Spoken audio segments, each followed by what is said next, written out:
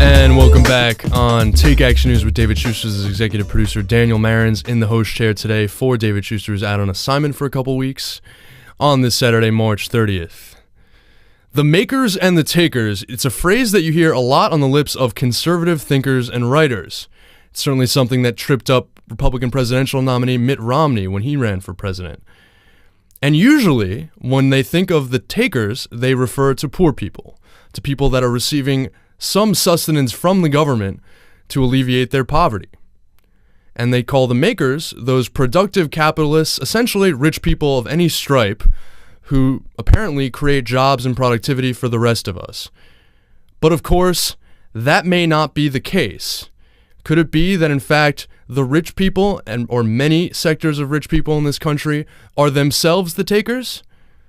Joining me now to discuss a three-part series that he wrote on this issue in Salon is Dr. Michael Lind. Michael is the policy director of the New Economic Program at the New America Foundation and is most recently the author of Land of Promise, An Economic History of the United States. Dr. Lind, thank you for joining us. Thank you. And Michael, I have to say before we begin that you are, quite frankly, I'm a little bit starstruck because you're one of my first great inspirations as a young political thinker.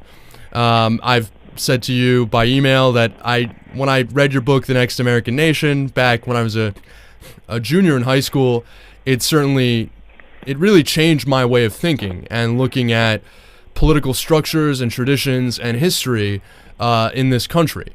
And for that, I am grateful, and I still think that you're one of the most unique public intellectuals and political thinkers in the country, and I would say in a heterodox way on the liberal side of the spectrum. Well, thank you. That's very flattering, and I hope I can live up to your introduction in these remarks. Well, let's get down to it. You in the first part of the three-part series in Salon, you write Private Sector Parasites. That's the title of the article. And you talk about the idea that, in fact, many of today's modern sort of plutocrats, if you will, the wealthiest, most powerful people in society, are in fact somewhat similar to the aristocratic rentiers of old. In other words, they essentially collect rent rather than taking risk or doing something innovative and productive for society. What exactly do you mean by that? Well, the term rentier, or if you anglicize it to rentier, is a very unfamiliar one, even though it's got a technical meaning in economics going back centuries. The early economists distinguished capitalists who were investors in productive enterprises, which they were either the shareholders in or the owners of, or owner-operators.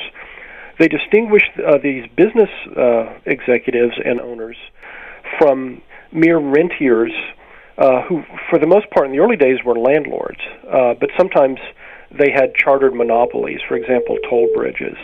And as J.S. Mill, the 19th century economist, said, very dismissively, these were people who make money in their sleep. It's purely passive activity.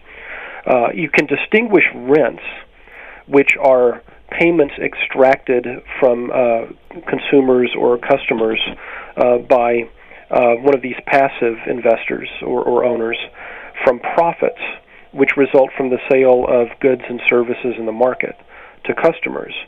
And what has happened, I argue, in my Salon series, is that conservatives in particular, but a lot of economists, mainstream economists, have eliminated this classic distinction between rentiers and capitalists, so that now any individual who makes money, even if it's just from a trust fund, even if it's from gambling on horse races, all money-making individuals are wealth creators by definition.